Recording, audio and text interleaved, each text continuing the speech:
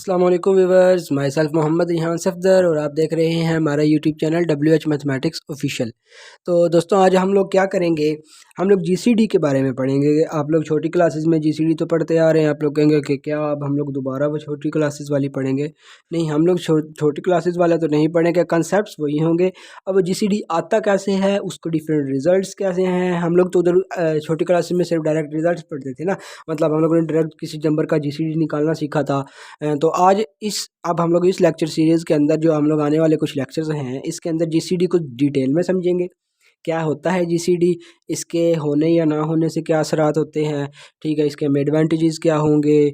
या इसके बाद आप लोग यूँ समझ लें कि GCD जो है वो आप लोगों का मतलब इसके डिफरेंट रिजल्ट, इसकी एग्जिस्टेंस कब होती है। उस वक्त हमें छोटी क्लासेस में इसकी एग्जिस्टेंस का नहीं बताया गया था। हमें ये भी नहीं बताया गया था कि दो नंबर्स का चाहे इंटीजर्स हों या नॉन इंटीजर्स हों, पॉजिटिव नंबर्स हों, नेगेटिव नंबर्स हों, हम लोग उनका मतलब ये नहीं कि GCD निकाल सकते हैं। या हम लोग GCD में पॉजिटिव डिवाइजर्स की ही बात करते हैं तो वो सिर्फ पॉजिटिव डिवाइजर्स ही क्यों पॉसिबल हैं, नेगेटिव डिवाइजर्स क्यों नहीं लिए जा सकते। तो आज हम लोग कुछ इंट्रोडक्शन इसका पढ़ेंगे, तो इन थोड़ी बहुत चीज़ों को हम लोग आज के लेक्चर में डिस्कस करेंगे, ठीक है जी। तो अब हम लोग क्या करते हैं जी, शुरू से अब हम लोग पढ़ने की कोशिश करते हैं GCD क्या होता है। अच्छा जी, तो आप लोग GCD की एक फॉर्मल सी डेफिनेशन इधर लिखी हुई है, तो पहले हम लोग इस डेफिनेशन को पढ़ लेते हैं, फिर इसमें जो आने वाली टेक्निकलिटीज़ हैं उनको पढ़ समझने की कोशिश करते हैं। और जो लास्ट टाइम जो है मैं बता दूं, लास्ट टाइम जो हम लोगों ने लेक्चर किया था वो हम लोगों ने जो है वो मतलब यानी कि जो बुक मैं फ़ॉलो कर रहा हूँ, केनेथ एच रोज़न की बुक अब तक मैं फ़ॉलो कर रहा था। तो उस बुक की पेज नंबर 41 पे एक्सरसाइज शुरू होती है। मेरे पास 6th एडिशन था, आप लोग अगर बुक फॉलो कर रहे हैं तो आप लोग पास डिफरेंट एडिशन हो सकते हैं। तो जो उसकी डिविजिबिलिटी की एक्सरसाइज थी, तो उस एक्सरसाइज को कल हम लोगों ने एंड कर दिया था। उसके दो रिमेनिंग क्वेश्चंस रहते थे 41 और 43, तो वो हम लोगों ने लास्ट लेक्चर में जो है वो कवर किए थे। तो आज हम लोग GCD को पढ़ते हैं। चलिए हम इसकी डेफिनेशन को पढ़ते हैं। GCD जो है वो जो आप लोग सोच रहे होंगे अगर क्या होता है जी, तो GCD होता है ग्रेटेस्ट कॉमन डिवाइज़र, ठीक है जी। तो और यहाँ पर जैसे कि लिखा हुआ है, ये डेविड एम्बर्टन की बुक है। तो इस बुक को मैं फॉलो कर रहा हूँ। तो अगर आप लोग बुक भी देखना चाहें तो आप लोग गूगल से आसानी से डाउनलोड हो जाएगी, तो आप लोग वहाँ से भी डाउनलोड कर सकते हैं।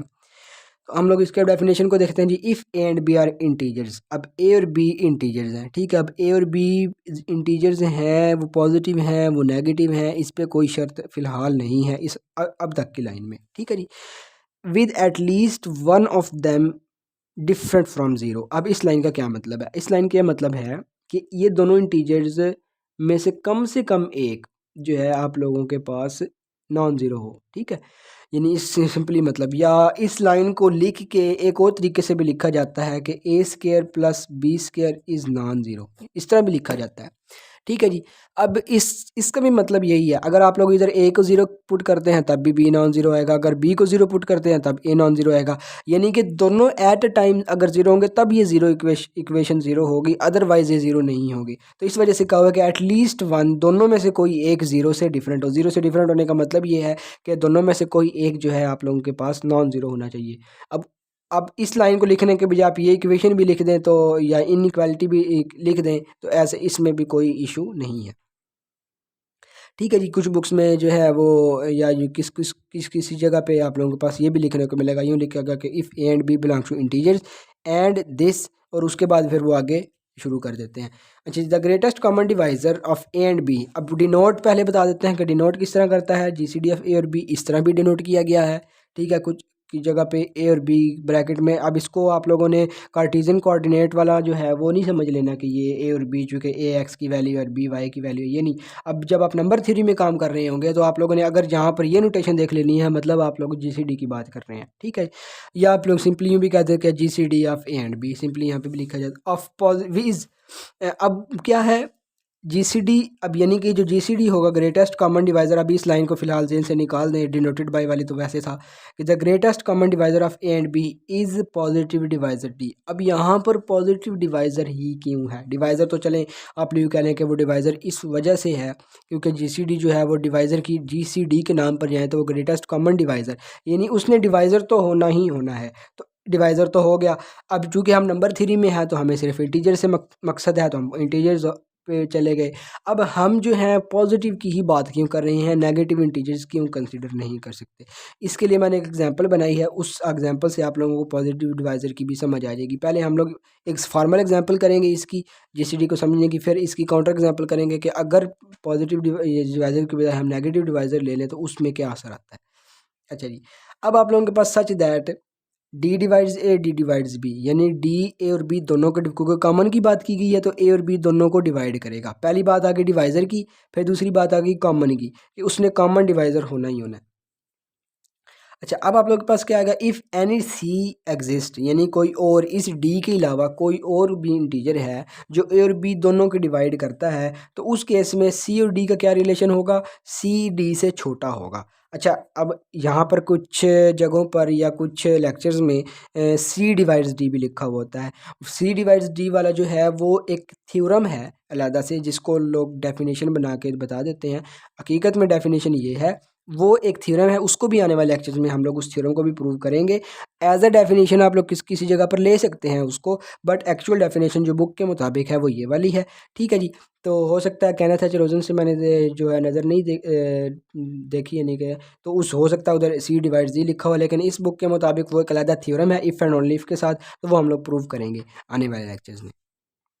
तो अभी तक के लिए याद रखें कि सी डिवाइड डी होगा, यानी सी डिवाइड डी नहीं, सी डी से छोटा होगा। अब सी डी से छोटा क्या होगा, हम इसकी एक छोटी सी एग्जांपल देख लेते हैं जो यहाँ पर बनाई गई है। ये वो एग्जांपल है, आप लोग एक दफ़ा स्क्रीनशॉट ले लें ताकि आप लोगों के पास नोट्स बन जाएं जी। चलें, आप लोगों ने स्क्रीनशॉट ले लिया होगा। अब हम लोग इसकी पहले एक फार्मल सी एग्जांपल है ये देख के उसके बाद इसकी काउंटर एग्जांपल नेगेटिव डिवाइसेस के लिए देखेंगे। अच्छा जी, यहाँ पर फिर क्या है, इफ़ जी सी डी 10 और 15 का हम लोगों ने जी सी डी फाइंड करना है। 10 के पहले हम लोग क्या करते हैं, अगर आप लोग देखें तो आप पैटर्न याद रखें, आप लोगों को याद भी होगा। पहले आप लोग डिवाइज़र देखेंगे, यानी पॉजिटिव डिवाइज़र देखेंगे। पॉजिटिव डिवाइज़र्स होल नंबर्स के लिखेंगे, यानी अब एक वक्त 10 नंबर्स का भी जी सी डी निकाल सकते हैं आप। सबके पहले कॉमन डिवाइसेस लिखेंगे, उनमें से कॉमन डिवाइसेस को बाहर निकालेंगे। उन कॉमन डिवाइसेस में से जो सबसे बड़ा होगा वो आप लोग के पास ग्रेटेस्ट कॉमन डिवाइज़र होगा। यही काम अब इधर करेंगे, यही काम हम लोग छोटी 7th 5th 7th क्लास में भी करते आए हैं। तो पॉजिटिव डिवाइज़र ऑफ 10 क्या होगा आप लोग के पास, 1 2 5 10, और इसी तरह 5 -15 के पॉजिटिव डिवाइसेस कौन कौन से होंगे, 1 3 5 और 15। अब इनमें से कॉमन कौन कौन से हैं, 1 और 5, और 1 और 5 में से बड़ा कौन सा, 5। ये तो हमारे पास सिंपल सी फॉर्मल डेफिनेशन होगी कि हम लोगों ने पॉजिटिव डिवाइज़र के साथ एक एग्जांपल उसकी देख ली। और अगर मिसाल है, मैं देखता हूँ कि 5 और इसको, इन दोनों को, इनके अलावा कोई और नंबर, चूँकि ये सबसे छोटे थे तो इनके अलावा कोई और नंबर फ़िलहाल डिवाइड नहीं करता। चलें, इधर 1 करता था तो अब 1 इन दोनों को डिवाइड करता था, 1 5 से छोटा है ऑब्वियसली। अगर आप थोड़े बड़े नंबर लेंगे तो हो सकता है कॉमन डिवाइज़र 2 से ज़्यादा आ जाए, तो उस केस में आप लोगों के पास बाकी जो डिवाइज़र करेंगे वो सबसे बड़े से छोटे ही होंगे, क्योंकि ग्रेटेस्ट की बात की गई है ना, तो बाकी तो ऑब्वियसली उनसे छोटे ही होने डिवाइज़र जो है। अब हम लोग ये सेकंड एग्जांपल में देखते हैं कि अगर हम लोग नेगेटिव डिवाइसेस लेते हैं तो इससे मसला क्या प्रोड्यूस होगा। अच्छा जी, अब मसला ये आएगा कि आप लोग मिसाल है 16 और 18 ले लेते हैं, कोई भी दो नंबर, मैंने 16 और 18 ले लिए, इनके नेगेटिव डिवाइजर्स लिखते हैं। 16 के नेगेटिव डिवाइज़र या पॉजिटिव डिवाइज़र का मकसद ये होता है कि होंगे वो डिवाइज़र्स ही, बस साइन का डिफरेंट होगा। अब इधर पॉजिटिव लिए थे, इन्हीं को नेगेटिव कर दें तो वो नेगेटिव हो जाएंगे। अब हम लोगों ने नेगेटिव कर दिए, -1 -2 -4 -8 और -16, और -1 -2 -3 -6 -9 और -18, 18 के डिवाइजर्स हो गए। अब कॉमन डिवाइजर्स कौन कौन से थे, -1 और -2। अच्छा, अगर आप लोग ग्रेटेस्ट कॉमन डिवाइज़र, अब माइनस टर्म्स है ना, तो माइनस वाली टर्म्स के अंदर आप लोगों के पास माइनस जितनी होगी वो सबसे बड़ी टर्म होती है, ठीक है। तो अब यहाँ पर -1 बड़ी होगी तो -1 ग्रेटेस्ट कॉमन डिवाइज़र आ गया, ठीक है, यानी कि GCD -1 आ गया। अब यहाँ पर फेलियर क्या हुआ कि अब हम लोग ये भी एक चीज़ ऑब्जर्व करते हैं कि -2 भी इन दोनों को डिवाइड करता है, और ये चलो बात ठीक होगी कि -2 -1 से छोटा है, वो डेफिनेशन उसकी फुलफिल हो गई। जिस तरह ये डेफिनेशन थी कि -1 दोनों को, -1 क्या था आप लोगों के पास, ए और बी को डिवाइड कर रहा था, -1 ग्रेटेस्ट कॉमन, यानी कि कॉमन डिवाइज़र था इसका, था, ठीक है। अच्छा, अब अगर कोई सी इंटीजर, यानी -2 भी तो इन दोनों को डिवाइड कर रहा है ना, क्योंकि वो भी तो कॉमन डिवाइजर्स में आ रहा है। अब -2 ऑब्वियसली -1 से छोटा है, तो यहाँ पर ये फुलफिल हो जाती है। बट यहाँ पे आप लोगों ने इसको GCD नहीं कह देना, बिकॉज GCD की डेफिनेशन के सेकंड पार्ट के मुताबिक अगर कोई और नंबर इस नंबर के अलावा, यानी जिसको हम GCD क्लेम कर रहे हैं, उस नंबर के अलावा कोई और नंबर अगर आप लोगों के पास डिवाइड करता है तो वो जीसीडी से छोटा होगा। ठीक है, अब आप लोग ये सोच सकते हैं कि ये वाली कंडीशन यहाँ लगाई ही क्यों गई, क्योंकि देखें ना, मैंने आप लोगों को पहले बताया कि आप लोगों के पास जीसीडी क्या है, ग्रेटेस्ट है, कॉमन डिवाइजर्स में सबसे बड़ा है। अब यहाँ पर जब इस लाइन का क्या मतलब है, if any integer C exist such that C divides B and C divides A, इसका मतलब सी बी ए और बी दोनों को डिवाइड कर रहा है, डी बी ए और बी को डिवाइड कर रहा है, तो इसका मतलब सी और डी तो दोनों कॉमन डिवाइजर्स हो गए। अब जीसीडी को डी जो है, डी स्मॉल डी, उसको हम लोगों ने जीसीडी कहा हुआ है, तो जीसीडी के नाम से ही जाहिर है कि वो ग्रेटेस्ट होगा। तो उस ग्रेटेस्ट के अलावा जो बाकी डिवाइजर्स होंगे वो जाहिर सी बात है उससे छोटे ही होने हैं, डेफिनेशन यानी नाम से जाहिर है। तो इसका मतलब यहाँ पे फिर डेफिनेशन नाम से इसकी सेकंड बन गई कि जीसीडी से यानी जो ग्रेटेस्ट कॉमन डिवाइज़र है उसके अलावा जो कॉमन डिवाइजर्स होंगे वो उस ग्रेटेस्ट वाले से छोटे ही होंगे। अब इस वाले पॉइंट को इधर फेल करता है, वो कैसे देखें। अब आप लोगों को पता, अगर हम लोग चलें, ये जो सिर्फ नेगेटिव डिवाइजर्स हम लोगों ने कंसिडर किए, अब अगर हम लोग थोड़ा सा एक फर्दर स्टेप पे मूव करते हैं, हम लोग नेगेटिव और पॉजिटिव, क्योंकि बात तो ये हो रही है ना, असल में मसला तो ये है कि हमें ये मसला नहीं है कि हम सिर्फ नेगेटिव डिवाइजर्स क्यों नहीं ले रहे, हमें मसला ये है कि हम नेगेटिव डिवाइजर्स किस वजह से नहीं ले रहे। अब देखें, हम लोग मिसाल है इसके पॉजिटिव और नेगेटिव डिवाइजर्स क्या बनेंगे, वो अब ये कितने हैं, 1 2 3 4 5 हैं, तो वो 10 बन जाएंगे, यानी कि 16 के टोटल डिवाइजर जो हैं वो 10 बनेंगे। 18 के टोटल डिवाइजर्स कितने बनेंगे, 1 2 3 4 5 6, यानी वो 12 बन जाएंगे।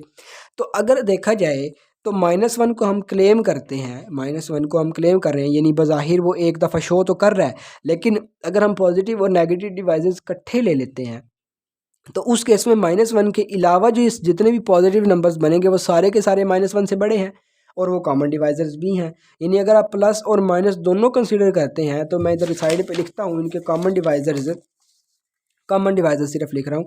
तो कॉमन डिवाइजर्स कौन कौन से बनेंगे, -1 -2 1 और 2, ये हमारे पास कॉमन डिवाइजर्स बनेंगे। ठीक है जी, यानी कि मैं लिख देता हूँ COMON कॉमन,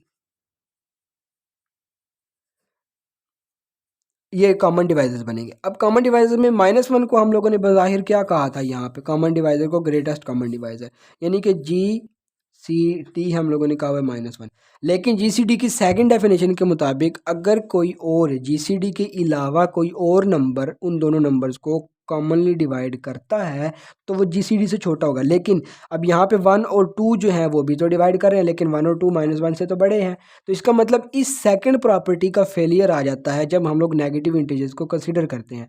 तो इस वजह से हम सिर्फ और सिर्फ जब पॉजिटिव इंटीजर्स को कंसीडर करेंगे, अब मिसाल हम इनको निकाल दिया, हमने सिर्फ पॉजिटिव इंटीजर्स को देखा, अब इसमें देखा जाए तो कॉमन डिवाइजर्स में ग्रेटेस्ट कॉमन डिवाइजर 2 बनता था। ठीक है, अब 2 इसका GCD होगा। अब 2 के अलावा पॉजिटिव डिवाइजर्स, नेगेटिव डिवाइजर्स भी अगर हम लोग यहाँ पे कंसीडर करते हैं, यानी कि नेगेटिव डिवाइजर्स भी यहाँ पर कंसीडर करते हैं, तो 2 GCD होगा। अब 2 से बाकी जितने भी कॉमन डिवाइजर्स हैं, यानी कि मैं दोबारा यहाँ लिखता हूँ -1 -2 और 1, ये कॉमन डिवाइजर्स थे 2 के अलावा, तो वो 2 से तो छोटे ही हैं। ठीक है, तो इस वजह से अब देखें ना, हम माइनस को ले रहे हैं, माइनस वाले इंटीजर्स को लें या ना लें, इससे तो डेफिनेशन पे तो कोई असर नहीं ना पड़ रहा। तो इस वजह से हम लोग फिर नेगेटिव इंटीजर्स को इन जनरल इग्नोर कर देते हैं कि अगर हम लोग माइनस में कोई ले रहे हैं ना, मतलब माइनस में 2 मिसाल ले रहे हैं, तो प्लस में 2 भी तो उस नंबर को डिवाइड करेगा ना, क्योंकि हमें ए और बी तो इंटीजर्स का, हमें ए और बी पे तो कोई सेंशन लगाई ही नहीं है कि वो क्या होगा। जब ए और बी खुद इंटीजर कोई भी प्लस और माइनस हो सकते हैं, तो डिविजिबिलिटी जो आप लोग पीछे डिवीजन एल्गोरिथम वगैरह पढ़ के आए हैं, तो उसके मुताबिक जो क्वेश्चन रिमाइंडर्स हैं वो हमारे पास पॉजिटिव नेगेटिव हो सकते हैं। तो इसका मतलब जो GCD आएंगे वो नेगेटिव और पॉजिटिव दोनों डिवाइजर्स ले सकते हैं। ठीक है जी, तो इस वजह से फिर हम लोग क्या करेंगे, अगर नेगेटिव नंबर लेते हैं तो जो उन्हीं के जो है करस्पॉन्डिंग पॉजिटिव होंगे, यानी -2 के करस्पॉन्डिंग +2, वो +2 तो बड़ा हो जाएगा, उससे आएगा वो कॉमन डिवाइजर्स में ही। यानी अगर -1 कॉमन डिवाइजर में आ रहा है तो ऑब्वियसली +1 भी कॉमन डिवाइजर में आएगा। तो -1 अगर हम GCD कहते हैं तो +1 तो उससे बड़ा हो जाएगा। ठीक है, तो वो इस वजह से इस प्रॉपर्टी को बचाने के लिए हम लोग क्या करते हैं, हम लोग पॉजिटिव डिवाइजर्स ही ले लेते हैं कि अगर हम पॉजिटिव डिवाइजर्स लेने तो हम लोगों ने मतलब बड़ा ही है ना, GCD हम लोगों ने सबसे बड़ा ही लेना ना। तो अगर ये 4 डिवाइजर बनाते हैं, इनमें से सबसे बड़ा 2 है और 2 पॉजिटिव है, तो नेगेटिव अगर लें या ना लें उससे तो कोई से यानी कि पॉजिटिव GCD की डेफिनेशन पे तो कोई असर नहीं पड़ेगा। तो इस वजह से हम लोग यहाँ पर नेगेटिव डिवाइसेस को इग्नोर करके सिर्फ पॉजिटिव डिवाइसेस की बात करते हैं। नेगेटिव लें या ना लें उससे हमारे पास कोई ऐसा इशू बनता ही नहीं है। ठीक है, तो इस वजह से GCD नहीं, चूंकि होना ही पॉजिटिव है हमेशा। ठीक है, तो इस वजह से हम सिर्फ पॉजिटिव डिवाइसेस की बात करते हैं। ठीक है, अब इस डेफिनेशन को एक और तरह से भी लिखा हो सकता है, यहाँ पर क्या क्या दिया जाए, इसके 3 पॉइंट्स भी बनाए जा सकते हैं। वो कैसे कि GCD of a b is an integer such that d is greater than 0, और बाकी 2 प्रॉपर्टीज़ यूँ भी किया जा सकता है, या आप पॉजिटिव डिवाइज़र के आके 2 प्रॉपर्टीज़ बना दें वो भी किया जा सकता है, ऐसा इशू नहीं है। तो ये मैंने बहुत डिटेल में आप लोगों को डेफिनेशन बहुत टेक्निकल तरीके से समझा दिया। तो अब हम लोग इसके क्या करते हैं आगे, एक तो और एग्जांपल्स होनी चाहिए, हम लोग एक और एग्जांपल देख लेते हैं, तो उसके बाद लेक्चर को वाइंड अप करते हैं। तो इसके बाद हम लोग फिर कल जो है इसकी एग्जिस्टेंस वगैरह या उन चीज़ों को देखेंगे। अब थर्ड एग्जांपल क्या है, हम लोगों ने 2 नंबर्स ले लिए 3 और 15। 3 और 15 का हम लोगों ने क्या किया, GCD निकाला। तो इसी तरह हम लोगों ने कॉमन डिवाइज़र 3 के 1 और 3 बनते थे, और 5 का डिवाइज़र पॉजिटिव डिवाइज़र जो था आप लोगों के पास।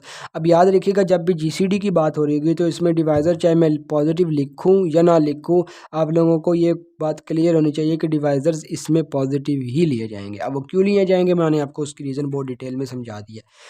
अब आप लोगों के पास ये 1 और 3 होगा, ये 1 3 5 और 15 होगा, कॉमन डिवाइज़र 1 3 होगा तो 3 आ गया। अब आप लोगों को 4 और 16 का भी खुद करेंगे। अच्छा, आप लोग अगर एक चीज़ नोट करें तो अब ये चीज़ कि मैंने इधर जनरलाइज कर दिया कि if A and b, a divides b, then a b का GCD ए होगा। अब ये चीज़ ये कह रही है कि अगर आप 2 नंबर का GCD निकालते हैं और एक नंबर दूसरे नंबर को पूरा पूरा डिवाइड करता है, ठीक है, ये पूरा पूरा डिवाइड करने वाला, ए डिवाइड्स बी का मतलब पूरा पूरा, यानी रिमाइंडर 0 आ रहा है उसके अंदर, तो उस केस में GCD जो डिवाइज़र होगा ना वो उसके बराबर होगा। जिस तरह 3 और 15 है, 3 और 15 में 3 5 15 को डिवाइड करता है तो इन दोनों का GCD 3 हो जाएगा, ठीक है। क्योंकि देखें ना, आप लोग अगर नोट करें एक चीज़, तो कॉमन डिवाइज़र इससे तो बड़े नहीं ना होंगे, मतलब अब जो हैं कॉमन डिवाइज़र्स हैं, अब 3 15 को डिवाइड करता है, तो अब 3 के जो डिवाइज़र्स होंगे ऑब्वियसली वो 15 के भी डिवाइज़र्स होंगे, क्योंकि देखें तो आप लोगों के पास अगर 1 3 को डिवाइड करता है और 3 15 को डिवाइड करता है, तो ट्रांजिटिव प्रॉपर्टी के मुताबिक 1 5 को भी डिवाइड करेगा। इसी जगह अब सिर्फ 3 डिवाइड करता है 3 को, तो 3 डिवाइड करेगा, अगर यहाँ पे 15 है 15 को, तो इसका मतलब कि आप लोगों के पास ऑब्वियसली 3 यहाँ पे 15 को डिवाइड कर रहा है। तो इसका मतलब ये हुआ, अब जो 3 के इससे जो बड़े होंगे, मतलब 5 और 15, वो तो इधर आ ही नहीं रहे, तो वो कॉमन डिवाइज़र में तो आ ही नहीं सकते। तो इस वजह से फिर मैक्सिमम कहाँ तक जा सकते हैं, जो डिवाइज़र वाले के फैक्टर्स बनते थे वहाँ तक जा सकते हैं। अब जो इसके फैक्टर थे वही ऑब्वियसली इसके फैक्टर है, क्योंकि ये इसको डिवाइड कर रहा है। तो इसका मतलब ये होता है कि आप लोगों के पास इससे एक जनरल रिजल्ट बनाया जा सकता है कि अगर ए और बी का GCD निकाल रहे हैं और ए बी को पूरा पूरा डिवाइड कर रहा है, तो उस केस में जो डिवाइज़र होगा वो GCD होगा। अब इस केस में डिवाइज़र था 3, तो अब 3 का इसका GCD 3 आया। अब इस केस में डिवाइज़र क्या है आप लोगों के पास, 4 था, तो अब इस केस में आप लोगों के पास जो है वो GCD 4 आ जाएगा। अब ये चीज़ें हमें उस छोटे क्लासेस में 7th 8th में नहीं पता थी, नहीं बताई गई थी, तो इस वजह से हम लोग फिर चूँकि जब हम बड़े लेवल पर आते हैं तो हम लोगों ने बहुत ज़्यादा डीप में जाकर चीज़ें देखनी होती हैं, उनके जनरल रिजल्ट्स बनाने होते हैं, उन रिजल्ट्स को फिर डिफरेंट जगह पर यूज़ करना होता है। इस वजह से फिर हम लोग GCD को इधर पढ़ रहे हैं ताकि हम इनके कुछ ना कुछ जनरल रिजल्ट बना सकें। इसी तरह आप लोग क्या कर सकेंगे, और 5 और 15 का GCD निकाल लें। अब 5 और 15 में जो है वो 5 जो है वो 10 को पूरा पूरा डिवाइड कर रहा है। अब चूँकि अब आप लोग देखेंगे अब -5 डिवाइड कर रहा है, अब GCD ने होना ही पॉजिटिव है, तो इसका मतलब फिर +5 आ जाएगा आप लोग के पास जो है GCD। इसी तरह आप लोग मैं मिसाल देता हूँ कि 12 और 24 इनका GCD निकालें। अब देखा जाए तो 3 भी इनको डिवाइड करता है, 2 भी डिवाइड करता है, लेकिन 12 से आगे नहीं जाएगा, यानी कि जो 1 से लेकर यानी 12 के जो डिवाइज़र्स हैं ऑब्वियसली वही 24 के भी डिवाइज़र्स हैं। तो इसका मतलब उनमें कॉमन डिवाइज़र कौन कौन से आएंगे, जो 12 के डिवाइज़र होंगे, और 12 के डिवाइज़र में सबसे बड़ा डिवाइज़र कौन सा है, वो 12 खुद है। तो इसका मतलब कि इसका GCD क्या आ जाएगा, 12 आ जाएगा। इसी तरह आप लोग मिसालें निकाल सकते हैं 11 और आप लोग 33 इसका GCD निकाल सकते हैं, वो 11 आ जाएगा। अब 3 नहीं आएगा, कुछ और नहीं आएगा, तो वो मतलब जो डिवाइज़र वाला होगा वो उसका GCD आ जाएगा। तो ये थे हमारे पास है GCD की एक थोड़ी सी डिटेल्ड इंट्रोडक्शन। तो कल से हम लोग इसकी फिर प्रॉपर थ्योरम्स वगैरह, एग्जिस्टेंस वगैरह और सारी चीज़ें शुरू कर लेंगे। तो चलें, अभी लेक्चर इतना लेंथी नहीं हुआ, हम लोग एक छोटा सा इसका प्रूफ कर लेते हैं, इतना लेंथी नहीं है, कि GCD यूनिक होता है। ठीक है जी, GCD इज़ यूनिक। GCD जो है वो यूनिक होता है, ठीक है। अब वो यूनिक कैसे होता है, यूनिक करने का प्रूफ ये होता है आप लोगों के पास कि आप लोग करते क्या हो, आप लोग यूनिकनेस के लिए या तो आप लोग कंट्राडिक्टरी लेट कर लो कि दो चीज़ें उसी चीज़ से रिलेट कर रही हैं और आप प्रूव कर दो, कोई ना कोई कंट्राडिक्शन, जनरल कंट्राडिक्शन ले आओ, या तो आप लोग दो चीज़ें लेके उन दोनों चीज़ों को बराबर प्रूव कर दो तो वो एक जैसी आ जाएंगी। ठीक है, हम लोग क्या करते हैं, हम लोग दो GCD लेते हैं इसके। हम लोगों ने क्या किया, हम लोगों ने let x and y be GCDs of a and b, यानी कि ये चीज़ इम्प्लाई क्या करेगी, a और b का GCD x है और यही a और b, और a और b जो है वो इसका GCD y है। अब आप लोग करेंगे क्या, आप लोग कोई ना कोई रिजल्ट यूज़ करके ए और बी को बराबर प्रूव करेंगे। अब वो किस तरह से प्रूव करेंगे वो हम लोग डेफिनेशन से ही प्रूव करेंगे। ठीक है जी। अब इसमें एक चीज़ यूज़ होगी आप लोगों के पास, अगर आप लोगों के पास ए, मैं आप लोगों को जनरल रिजल्ट लिखता हूँ, X is less than Y और Y is less than X, अगर ये चीज़ हो तो यहाँ से X is equal to Y होता है। अब ये चीज़ जो है हम लोग इसके अंदर यूज़ करेंगे, वो कैसे, देखें आप लोगों के पास जो होगा, चलें हम लोग इसको क्या करते हैं, प्रूव करते हैं। मैं इधर दोबारा इसको लिख लेता हूँ कि ए और बी का जो GCD था वो एक्स भी था और ए और बी का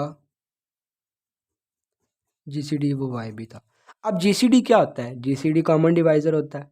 ठीक है, ग्रेटेस्ट कॉमन डिवाइज़र, यानी कि डिवाइज़र तो है। अब हम लोग ये करेंगे, एक दफ़ा एक्स को GCD मान के, वाई को डिवाइज़र मान के, यानी कि कॉमन डिवाइज़र मान के हम लोग कुछ प्रॉपर्टीज़ के ज़रिए इसको एक रिज़ल्ट बनाएंगे।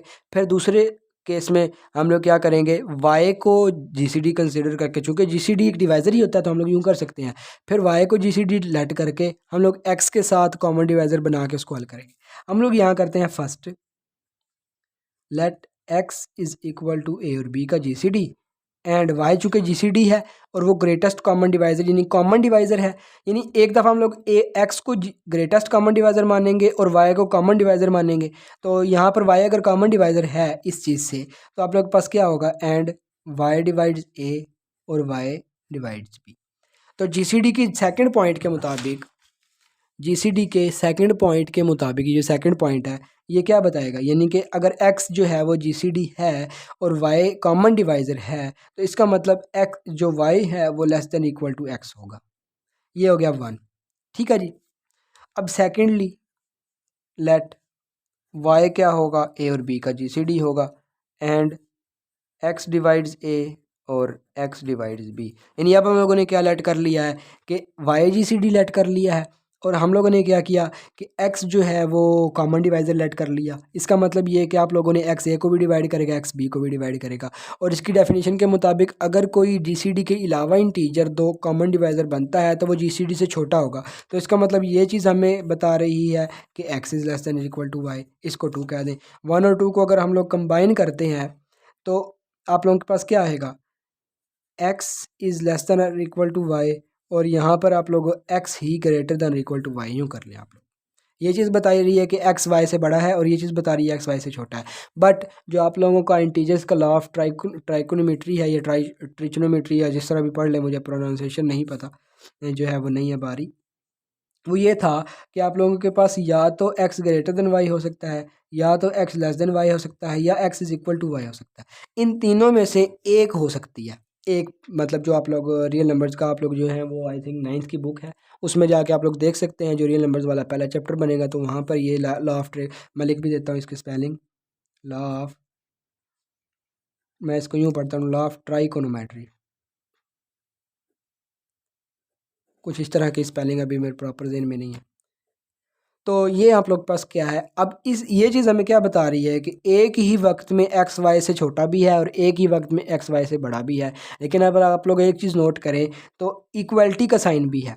अगर इक्वलिटी का साइन ना होता फिर हम डायरेक्टली कह देते कि एक्स वाई के इक्वल नहीं है। ठीक है, तो आप लोगों के पास क्या होगा कि अब यूँ कि इक्वालिटी का साइन इसके अंदर मौजूद है, तो इसका मतलब कि अगर एक्स वाई से छोटा भी है और एक्स वाई से बड़ा भी है तो इस केस में सिर्फ एक ही बचती है इसमें, यानी कि ये भी फेल हो जाती है, ये भी फेल हो जाती है, सिर्फ ये एक बचती है। तो ये चीज़ इंप्लाई क्या करेगी, X is equal to Y. तो X is equal to Y, इसका मतलब ए और बी का GCD हमने एक्स और वाई डिफरेंट लिए थे और वो हमारे पास दोनों बराबर आ गए। इसका मतलब एक्स और वाई दो डिफरेंट नहीं थे, वो एक ही थे, वो एक्स और वाई था। तो इस तरह आप लोग जो है वो प्रूव कर देते हैं। मैं इसका जो है वो प्रॉपर प्रूफ आप लोगों को दिखा देता हूँ, अगर मेरे पास लिखा हुआ है तो, वरना आप लोग इसको नीट कर लीजिए।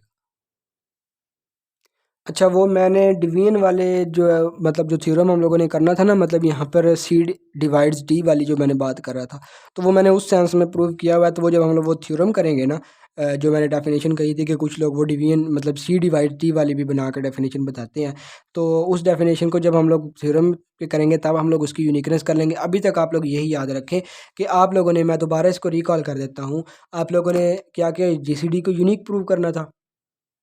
अब जीसीडी को यूनिक प्रूव करने के लिए आप लोग दो जीसीडी ले लेंगे, ए और बी के बैक वक्त दो जीसीडी ले लेंगे डिफरेंट, ठीक है। तो आप लोगों ने क्या किया, ए और बी दो डिफरेंट जीसीडी ले लिए।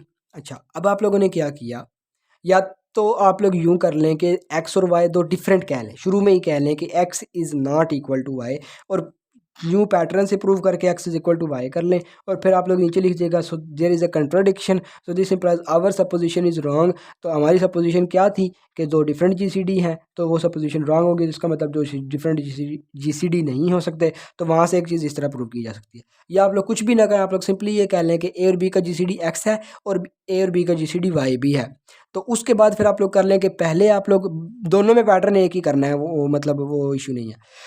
तो पहले आप लोग क्या करेंगे, पहले ए और बी का जीसीडी जो आप लोगों ने एक्स का है उसको जीसीडी मान के, और इस चीज़ के मुताबिक ए और बी का चूँकि जीसीडी वाई था, तो ए और बी का कॉमन डिवाइज़र वाई होगा ऑब्वियसली। यानी एक वक्त में आप लोग एक्स और वाई को जीसीडी मान के, वाई को सॉरी एक्स को जीसीडी मान के, वाई को कॉमन डिवाइज़र लेके आप लोग उसकी सेकंड डेफिनेशन के मुताबिक, अब सी यहाँ पे कॉमन डिवाइज़र है, तो जी जीसीडी है, तो कॉमन डिवाइज़र जीसीडी से हमेशा छोटा ही होता है। यानी जितने भी कॉमन डिवाइजर्स हैं वो ग्रेटेस्ट कॉमन डिवाइजर से छोटे ही होंगे।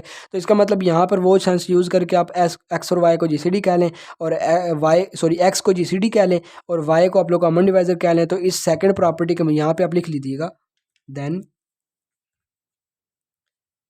Bye second property of definition, ये चीज़ इम्प्लाई करती है कि चूँकि वाई जो है वो कॉमन डिवाइज़र है, तो उस केस में हमारे पास क्या हो जाएगा, x y is less than x हो जाएगा। ठीक है जी। अब इसी तरह आप लोगों के पास, आप लोगों ने सेकेंडली फिर क्या किया, वाई को जीसीडी कह लिया और एक्स को कॉमन डिवाइज़र कह दिया। तो इधर फिर आप लोग लीजिएगा, then by definition of GCD, second property of GCD कह लें या बाय डेफिनेशन ऑफ जीसीडी कह लें, एक ही बात है। Then by definition of GCD जो कॉमन डिवाइज़र है वो ग्रेटेस्ट कॉमन डिवाइज़र से छोटा होगा। अब जीसीडी यहाँ पे आप लोगों ने इस केस में वाई कहा हुआ है, तो इसका मतलब एक्स कॉमन डिवाइज़र है, तो एक्स वाई से छोटा हो जाएगा। अब 1 और 2 हमें क्या कह रही है, एक्स वाई से छोटा भी है, एक्स वाई से बड़ा भी है। तो अब तीसरी कंडीशन क्या बचती है कि आप लोग के पास एक्स वाई के इक्वल हो सकता है एक वक्त में, क्योंकि हमें ये लॉ ऑफ ट्राइकोनोमेट्री जो है वो हमें ये कहता है कि एक वक्त में एक नंबर जो है वो किसी नंबर से बड़ा और छोटा एक वक्त में नहीं हो सकता, या बड़ा होगा या छोटा होगा। तो अब इस केस में बड़ा और छोटा दोनों आ रहे हैं, तो इस वजह से तीसरी कंडीशन क्या बचती है, सिर्फ इक्वल वाली, तो एक्स वाई के इक्वल आ जाएगा। ठीक है जी। तो ये था आप लोगों के पास एक ब्रीफ सा इंट्रोडक्शन, इसका लेक्चर सॉरी डिटेल्ड जो है वो लेक्चर उसका जीसीडी के इंट्रोडक्शन के बारे में। तो हम लोग अब नेक्स्ट इसके थ्योरम्स वगैरह करेंगे। और मैं फिर बता दूं कि ये मैं डेविड एम बर्टन की बुक है उसको फॉलो कर रहा हूँ। हो सकता है एक दो चीज़ें मैं डिफरेंट जगह से उठा भी लूँ, तो आप लोगों ने उससे परेशान नहीं होना।